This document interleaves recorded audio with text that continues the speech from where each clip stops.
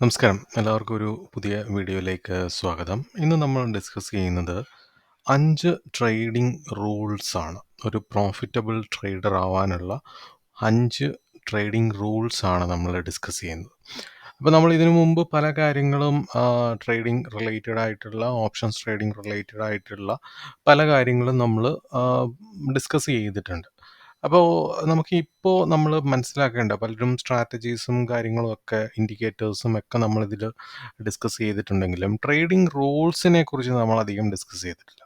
അപ്പോൾ അങ്ങനെ trading rules ഒരു പ്രോഫിറ്റബിൾ ട്രേഡർ ആവാൻ ഒരു സിസ്റ്റമാറ്റിക് ആയിട്ട് ട്രേഡിങ്ങിനെ അപ്രോച്ച് ചെയ്യാൻ ആഗ്രഹിക്കുന്ന ട്രേഡേഴ്സ് മസ്റ്റായിട്ട് ഫോളോ ചെയ്യേണ്ട റൂൾസ് ആണ് നമ്മൾ ഇന്ന് ഡിസ്കസ് ചെയ്യുന്നത്. അതിൽ ഒന്നാമത്തെ റൂൾ എന്താണെന്ന് നമുക്ക് നോക്കാം. ഒന്നാമത്തെ റൂൾ എന്ന് പറയുന്നത് ഹാവ് എ സ്ട്രാറ്റജി എന്നാണ്. അതായത് നിങ്ങൾക്കൊരു സ്ട്രാറ്റജി ഉണ്ടായിരിക്കണം. ഒരു ട്രേഡിങ്ങിലേക്ക് നിങ്ങൾ വരുമ്പോൾ അല്ലെങ്കിൽ നിങ്ങൾ ലൈവ് ട്രേഡിങ്ങിലേക്ക് നിങ്ങൾ ഇറങ്ങുമ്പോൾ നിങ്ങൾക്കൊരു സ്ട്രാറ്റജി ഉണ്ടായിരിക്കണം. പലരുടെ ഒരു കുഴപ്പം എന്താണെന്ന് വെച്ച് കഴിഞ്ഞാൽ ഒരു സ്ട്രാറ്റജിയും ഇല്ല, ഒരു കാര്യങ്ങളും ഇല്ല, ഇതിനെക്കുറിച്ച് യാതൊരു ധാരണയില്ല. പല എന്താണ് പറയുക സോഷ്യൽ മീഡിയ പ്ലാറ്റ്ഫോംസിലും കാണുന്ന സ്ക്രീൻഷോട്ടുകളുടെ ബേസിലും അല്ലെങ്കിൽ അവിടുന്നും ഇവിടുന്നും ഒക്കെ കിട്ടുന്ന ചെറിയ ചെറിയ ടിപ്സിൻ്റെയൊക്കെ ബലത്തിലും ഈ ട്രേഡിങ്ങിലേക്ക് ഇറങ്ങുകയും ആ ട്രേഡിങ്ങിൽ എന്തൊക്കെയോ കാട്ടിക്കൂട്ടുകയും അതിൽ നിന്ന് വലിയ ലോസ് ഉണ്ടാക്കുകയൊക്കെ തുടക്ക സമയത്ത് കുറച്ച് പ്രോഫിറ്റ് ഉണ്ടാക്കിയിട്ട് ആ ഉണ്ടാക്കിയതിൻ്റെ ഇരട്ടിയിലധികം നഷ്ടപ്പെടുത്തുകയും ചെയ്യുന്ന ഒരു എന്താണ് പറയുക ഒരു വലിയ വിഭാഗം ആളുകൾ നമ്മളുടെ കൂട്ടത്തിലുണ്ട്. അപ്പോൾ ഇവരുടെ ഏറ്റവും വലിയൊരു പ്രശ്നം എന്ന് പറയുന്നത് ഇവർക്കൊരു സ്ട്രാറ്റജി ഇല്ല.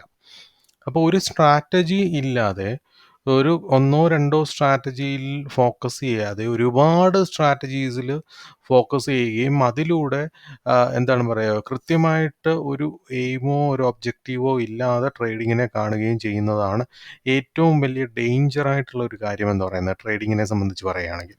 അപ്പോൾ അതുകൊണ്ട് ഏതൊരു ട്രേഡർ ആയാലും നിങ്ങൾ ഓപ്ഷൻസിൽ ചെയ്യുകയാണെങ്കിലും ഇക്വിറ്റിയിൽ ചെയ്യുകയാണെങ്കിലും കറൻസിയിൽ ചെയ്യുകയാണെങ്കിലും അല്ലെങ്കിൽ ഇനി ക്രിപ്റ്റോയിൽ ചെയ്യുകയാണെങ്കിലും ട്രേഡ് ചെയ്യുകയാണെങ്കിൽ നിങ്ങൾക്ക് മസ്റ്റായിട്ട് ഒരു സ്ട്രാറ്റജി ഉണ്ടായിരിക്കണം.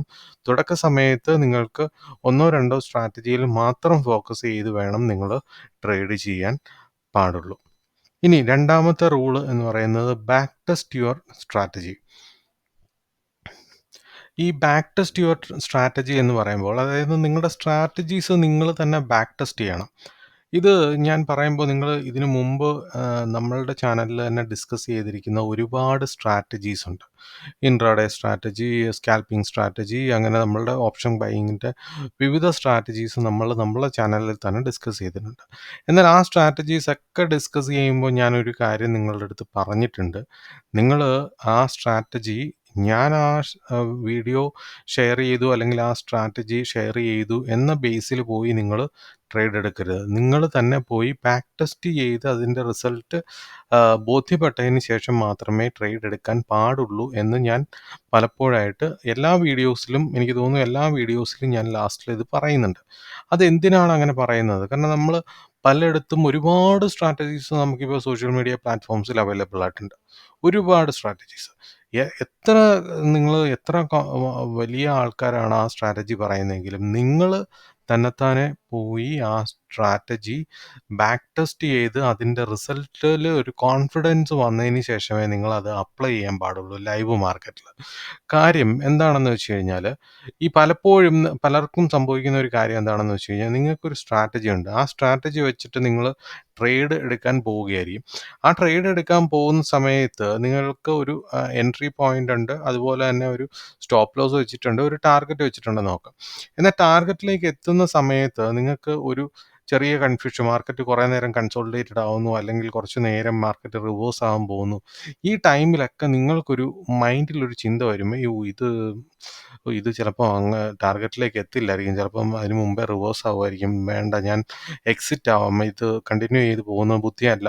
ഇങ്ങനെയൊക്കെ കുറേ ചിന്തകൾ നിങ്ങളുടെ മനസ്സിൽ വരും. ഇനി കുറേ ടെലഗ്രാം ഗ്രൂപ്പ്സിലും കുറേ വാട്സപ്പ് ഗ്രൂപ്പിലും ഒക്കെ ഉള്ള ആളാണെങ്കിൽ ആ സമയത്തായിരിക്കും അവിടെ നിന്നിട്ട് നിങ്ങളിപ്പോൾ എടുത്ത് വെച്ചിരിക്കുന്ന പൊസിഷൻ പുട്ട് ഓപ്ഷൻ്റെ ആണെങ്കിൽ ആ സമയത്ത് അവിടെ കോൾ ഓപ്ഷൻ ബൈ ചെയ്യാനായിട്ടുള്ള കുറേ എന്താണ് പറയുക ഈ കോൾസോ ടിപ്സോ ഒക്കെ കൊടുക്കുന്നതായിട്ട് കാണും, അല്ലെങ്കിൽ മാർക്കറ്റ് റിവേഴ്സ് ആകാൻ പോകുന്നു. ഇങ്ങനെയൊക്കെ കുറേ ന്യൂസസിനിടയ്ക്ക് നമ്മളിങ്ങനെ നിൽക്കുമ്പോൾ നമ്മൾ ഓട്ടോമാറ്റിക്കലി നമ്മളുടെ സ്ട്രാറ്റജിയിൽ നമുക്കൊരു കോൺഫിഡൻസ് ഇല്ലാതായിട്ട് വരുന്നതാണ്. ഇത്തരം കോൺഫിഡൻസ് ഇല്ലായ്മ നിങ്ങളെ ഒരു ലോസിലേക്കാണ് നയിക്കുക. സോ അത് ഓവർകം ചെയ്യണമെന്നുണ്ടെങ്കിൽ നിങ്ങൾ ചെയ്യുന്ന സ്ട്രാറ്റജി ഏതാണോ ആ സ്ട്രാറ്റജി കൃത്യമായിട്ട് നിങ്ങൾ ബാക്ക് ടെസ്റ്റ് ചെയ്ത് നിങ്ങൾക്കതിലൊരു കോൺഫിഡൻസ് ഉണ്ടായാൽ മാത്രമേ ആ സ്ട്രാറ്റജി യൂസ് ചെയ്യാനായിട്ട് പാടുള്ളൂ.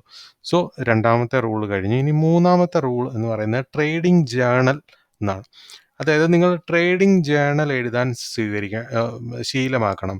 കാര്യം എന്താണെന്ന് വെച്ച് കഴിഞ്ഞാൽ ട്രേഡിംഗ് ജേർണൽ എന്ന് പറയുന്നത് ഇപ്പോൾ മിക്ക ആപ്ലിക്കേഷൻസിൽ ഇപ്പോൾ ധനിൻ്റെയൊക്കെ ആപ്ലിക്കേഷനിൽ നിങ്ങൾക്ക് ട്രേഡിംഗ് ജേർണൽ എഴുതാൻ കഴിയുന്നതാണ്. ആ ആപ്ലിക്കേഷനിൽ തന്നെ എഴുതാൻ പറ്റും. അല്ലെന്നുണ്ടെങ്കിൽ നിങ്ങൾ ജസ്റ്റ് ഒരു നോട്ട്ബുക്ക് എടുത്തിട്ട് നിങ്ങൾ എഴുതുക എഴുതുക കാര്യങ്ങൾ, നിങ്ങൾ ഏത് ട്രേഡ് എടുക്കാൻ പോകുന്നു, ആ ട്രേഡ് ഏത് എമൗണ്ടിലാണ്, ഏത് പ്രൈസിലാണ് നിങ്ങൾ എൻ്റർ ചെയ്യുന്നത്, സ്റ്റോപ്പ് ലോസ് നിങ്ങൾ എത്രയാണ് പ്ലാൻ ചെയ്തത്, ടാർഗറ്റ് എത്രയാണ് നിങ്ങൾ പ്ലാൻ ചെയ്തത്, ആ ടാർഗറ്റിലേക്ക് എത്തിയോ, അത് 1:1 ആണോ, നിങ്ങളുടെ റിസ്ക് റിവാർഡ് റേഷ്യോ എന്താണ്, ഇങ്ങനെയുള്ള കാര്യങ്ങൾ വളരെ കൃത്യമായിട്ട് നിങ്ങൾ എഴുതി വെക്കുക. നിങ്ങളൊരു നോട്ട്ബുക്കിൽ അന്നത്തെ ദിവസം നിങ്ങൾ എന്തൊക്കെ activities, I mean trading related ആയിട്ട്, നിങ്ങളുടെ ബിസിനസ് റിലേറ്റഡ് ആയിട്ട് എന്തൊക്കെ ആക്ടിവിറ്റീസ് ചെയ്തു അത് നിങ്ങൾ എഴുതി വെക്കുക. ഒരു പക്ഷേ ചിലപ്പോൾ നിങ്ങൾ രാവിലെ എഴുതുന്നത്, രാവിലെ നിങ്ങൾ ഇന്ന ഇന്ന കാര്യങ്ങൾ നിങ്ങൾ എഴുതാൻ പ്ലാൻ ചെയ്തിട്ടുണ്ട്, അല്ലെങ്കിൽ ട്രേഡ് എടുക്കാൻ പ്ലാൻ ചെയ്തിട്ടുണ്ട്, അത് നടന്നില്ല, അത് എന്തുകൊണ്ട് നടന്നില്ല എന്നുള്ള കാര്യങ്ങളും നിങ്ങൾ എഴുതി വെക്കുക.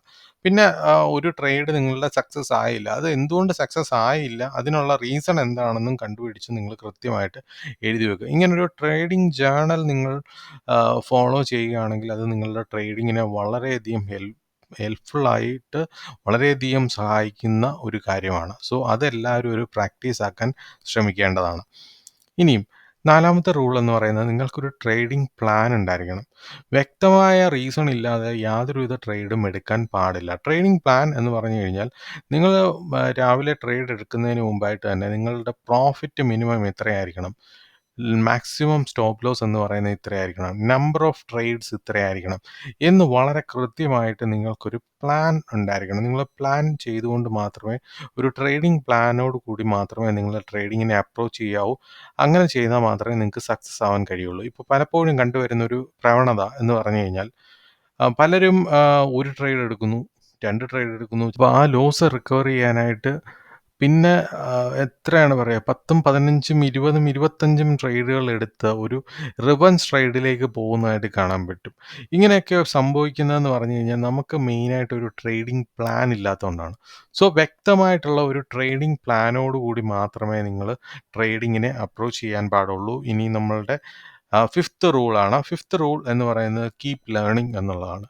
നിങ്ങൾക്ക് താല്പര്യമുള്ള ഒരു ബിസിനസ്സാണ് ട്രേഡിംഗ് എന്നുണ്ടെങ്കിൽ നിങ്ങൾ അതിനെക്കുറിച്ച് മനസ്സിലാക്കുക, കാര്യങ്ങൾ പഠിക്കുക. ഇപ്പോൾ പഠിക്കുക എന്ന് പറയുമ്പോൾ കുറേ ചർച്ചകളും കുറേ ഡിസ്കഷൻസും ഒക്കെ നിങ്ങൾ സോഷ്യൽ മീഡിയാസിൽ കാണുന്നുണ്ട്. അതായത് നിങ്ങൾ കാശ് മുടക്കി പഠിക്കണോ, അതോ ഫ്രീ ആയിട്ട് പഠിക്കണോ, അല്ലെങ്കിൽ എന്താണ് പറയുക, യൂട്യൂബിലുണ്ടല്ലോ, അല്ലെങ്കിൽ അവിടെ ഉണ്ടല്ലോ, അല്ലെങ്കിൽ ഇന്ന ഗ്രൂപ്പുകളുണ്ടല്ലോ അവിടെ വെച്ച് പഠിക്കണോ, അല്ലെങ്കിൽ ഒരു മെൻറ്ററിൻ്റെ സഹായത്തോടു കൂടി പഠിക്കണോ. ഇപ്പോൾ പലരും, ഞാൻ സോഷ്യൽ മീഡിയാസിലൊക്കെ കാണുന്ന ഒരു കാര്യമാണ്, പലരും അവിടെ പൊതുവായിട്ട് ചില ക്വസ്റ്റ്യൻസ് ചോദിക്കുന്നതാണ്. എന്താണ്, ഇൻസ്റ്റിറ്റ്യൂട്ടുകളിൽ പോയി പഠിക്കണോ, അതോ ജസ്റ്റ് യൂട്യൂബ് മാത്രം നോക്കി പഠിച്ചാൽ മതിയോ, അല്ലെങ്കിൽ ഇത് എന്താണ് പറയുക, ആരെങ്കിലും ഇവിടെ ഇതിൻ്റെ അത് പഠിപ്പിക്കുന്നുണ്ടോ, അല്ലെങ്കിൽ ഈ പിന്നെ കാശ് മുടക്കി പഠിക്കേണ്ട കാര്യം ഉള്ള ഒരു ബിസിനസ്സാണോ ട്രേഡിംഗ് എന്ന് പറയുന്നത്, നമുക്ക് സ്വയമേ മാർക്കറ്റിൽ പൈസ ഇട്ടുകൊണ്ട് നമുക്കങ്ങ് പഠിച്ചാൽ പോരെ എന്നൊക്കെ കുറേ ചോദ്യങ്ങൾ ഇങ്ങനെ ചോദിക്കുന്നുണ്ട്. ഈ ചോദിക്കുന്ന ആളുകൾ തന്നെ ഭയങ്കര കൺഫ്യൂസ്ഡ് ആണ്. അപ്പോൾ അവർക്ക് ആ ഒരു ചോദ്യത്തിലൂടെ ആൻസറുകൾ, ഒരുപാട് കമൻസ് കിട്ടും. ആ കമൻസ് കൂടെ വായിക്കുമ്പം ആ ആള് മൊത്തത്തിൽ എന്താണ് പറയുക, കൺഫ്യൂസ്ഡ് ആയി മാറത്തേ ഉള്ളൂ. ഒരിക്കലും അദ്ദേഹത്തിൻ്റെ കൺഫ്യൂഷൻ മാറാനുള്ള, ആ ചോദ്യത്തിനുള്ള ഒരു എക്സാക്റ്റ് ഉത്തരം കിട്ടുമെന്ന് എനിക്ക് തോന്നുന്നില്ല. ഇപ്പം നിങ്ങൾക്ക് ട്രേഡിംഗ് പഠിക്കണം, ഓക്കെ, നിങ്ങൾക്കത് എങ്ങനെ പഠിക്കണം അത് തീരുമാനിക്കേണ്ടത് നിങ്ങളാണ്. നിങ്ങൾക്ക് യൂട്യൂബിൽ എല്ലാ കാര്യങ്ങളും, ഓൾമോസ്റ്റ് എല്ലാ കാര്യങ്ങളും യൂട്യൂബിലൊക്കെ അവൈലബിൾ ഒക്കെ തന്നെയാണ്. അപ്പോൾ നിങ്ങൾക്കത് നോക്കി പഠിക്കാൻ പറ്റും എന്നുണ്ടെങ്കിൽ നിങ്ങൾക്കത് പഠിക്കാം. ഇനി അതല്ല, നിങ്ങൾക്കൊരു മെൻറ്ററിൻ്റെ സഹായം വേണം എന്നുണ്ടെങ്കിൽ ആ മെൻറ്ററിൻ്റെ സഹായത്തോടു കൂടി ഇന്ന് ഒരുപാട് ഇൻസ്റ്റിറ്റ്യൂട്ടുകൾ നമ്മുടെ നാട്ടിലുണ്ട്. ഓൺലൈൻ ആയാലും ഓഫ്ലൈൻ ആയാലും ഒരുപാട് ഇൻസ്റ്റിറ്റ്യൂട്ടുകളുണ്ട്. അവിടെ നിങ്ങൾക്കൊരു മെൻറ്ററിൻ്റെ സഹായത്തോടെ പഠിച്ചാലാണ് നിങ്ങൾക്ക് മനസ്സിലാവുന്നത് എന്നുണ്ടെങ്കിൽ അതിലേക്ക് നിങ്ങൾക്ക് പോവാം. അപ്പോൾ അതിൽ നിങ്ങൾ ആണ് തീരുമാനം എടുക്കേണ്ടത്. ഒരു ട്രേഡർ ആവും, നിങ്ങൾ ഏതൊരു ബിസിനസ്സിലേക്ക് ഇറങ്ങുകയാണെന്നുണ്ടെങ്കിലും അതിനെക്കുറിച്ച് പഠിച്ചിരിക്കണം. പഠിക്കാതെ പോയി ഇറങ്ങാൻ പറ്റത്തില്ല. നിങ്ങൾ ഏതൊരു സാധാരണ ഒരു ബിസിനസ് ആണെങ്കിലും നിങ്ങൾ നോക്കുക. അതിനെക്കുറിച്ച് ബേസിക് ആയിട്ടുള്ള കാര്യങ്ങൾ അറിഞ്ഞിട്ട് മാത്രം അതിലോട്ട് ഇറങ്ങിയിട്ടേ കാര്യമുള്ളൂ. പിന്നെ ട്രേഡിങ്ങിലുള്ള ഒരു പ്രശ്നം എന്ന് പറഞ്ഞു കഴിഞ്ഞാൽ ഒരുപാട് ആളുകൾ എന്താണ് പറയുക പ്രോഫിറ്റ് ഉണ്ടാക്കുന്നുണ്ട്, ചിലർ ലോസ് ഉണ്ടാക്കുന്നുണ്ട്. അപ്പോൾ ഈ ഒരു കാര്യം ട്രേഡിംഗ് എന്ന് പറയുന്ന ഒരു ഓവർനൈറ്റ് സക്സസ് നൽകുന്ന ഒരു ബിസിനസ് ഒന്നുമല്ല. അതിലൊരു തുടർച്ചയായിട്ട് പഠിച്ച് സിസ്റ്റമാറ്റിക് ആയിട്ട് നമ്മൾ കാര്യങ്ങൾ പ്രാക്ടീസ് ചെയ്താൽ മാത്രമേ നമുക്ക് ലൈവ് മാർക്കറ്റിൽ വന്നിട്ട് എന്താണ് പറയുക നമുക്കൊരു എക്സ്പീരിയൻസ് എന്ന് പറയുന്നത് വളരെ വലിയൊരു കാര്യമാണ്. അപ്പോൾ നിങ്ങൾക്ക് പഠിക്കാനുള്ള കാര്യങ്ങൾ പഠിക്കുക. അതിനുശേഷം നിങ്ങൾ എക്സ്പീരിയൻസ് ഉണ്ടാക്കുക. ട്രേഡിങ്ങിന് പ്രാക്ടീസ് ചെയ്ത് ആണ് നിങ്ങൾക്കൊരു നല്ല ട്രേഡർ ആകാൻ പറ്റുള്ളൂ. ഇപ്പം നിങ്ങളൊന്ന് തന്നെ ഒന്ന് ആലോചിച്ച് നോക്കിയാൽ മതി. വളരെ ഇമ്പോർട്ടൻ്റ് ആയിട്ടുള്ള ഒരു കാര്യം എന്ന് പറഞ്ഞു കഴിഞ്ഞാൽ പഠിച്ചുകൊണ്ടേയിരിക്കുക. കുറേ കാര്യങ്ങൾ ഓരോരോ കാര്യങ്ങൾ അതിന് നിങ്ങൾക്കൊരു മെൻറ്ററിൻ്റെ സഹായം വേണമെങ്കിൽ അങ്ങനെ ചെയ്യാം. നിങ്ങൾക്ക് സ്വയം പഠിക്കാൻ കഴിവുണ്ടെങ്കിൽ അങ്ങനെ ചെയ്യാം. പക്ഷേ ഈ മാർക്കറ്റിലുണ്ടാവുന്ന ഒരു ട്രേഡറിനെ സംബന്ധിച്ച് അവൻ ഒരിക്കലും എന്തെങ്കിലും കുറച്ച് കാര്യങ്ങൾ പഠിച്ചുകൊണ്ട് മാത്രം മുന്നോട്ട് ഒരു എൻ്റയർ ലൈഫ് ട്രേഡിംഗ് ജേർണി കൊണ്ടുപോകാനൊന്നും പറ്റില്ല. പഠിച്ചുകൊണ്ടേ ഇരുന്നേ പറ്റുള്ളൂ. മാർക്കറ്റിലുണ്ടാവുന്ന ഓരോ മൂവ്മെൻറ്റ്സും ഇപ്പോൾ നമ്മൾ ഇന്ന് പഠിച്ചിരിക്കുന്ന ഒരു സ്ട്രാറ്റജി ചിലപ്പോൾ 6 മാസം കഴിഞ്ഞ് മാർക്കറ്റിൽ വർക്കാവണം എന്നില്ല. സോ റിസർച്ച് ചെയ്തുകൊണ്ടേ ഇരിക്കേണ്ടി വരും, പഠിച്ചുകൊണ്ടേ ഇരിക്കേണ്ടി വരും. അങ്ങനെ നിങ്ങൾ പഠനം കൂടി നിങ്ങളുടെ ട്രേഡിങ്ങിൻ്റെ ഒരു ഭാഗമായിട്ട് കൊണ്ടുപോയാൽ മാത്രമേ നിങ്ങൾക്ക് സക്സസ്ഫുൾ ട്രേഡർ ആവാൻ കഴിയുകയുള്ളൂ. സോ ഇന്നത്തെ സെഷൻ നിങ്ങൾക്ക് എല്ലാവർക്കും ഇഷ്ടപ്പെട്ടു എന്ന് കരുതുന്നു. മറ്റൊരു വീഡിയോയുമായിട്ട് വീണ്ടും കാണാം. Till then bye. Thank you.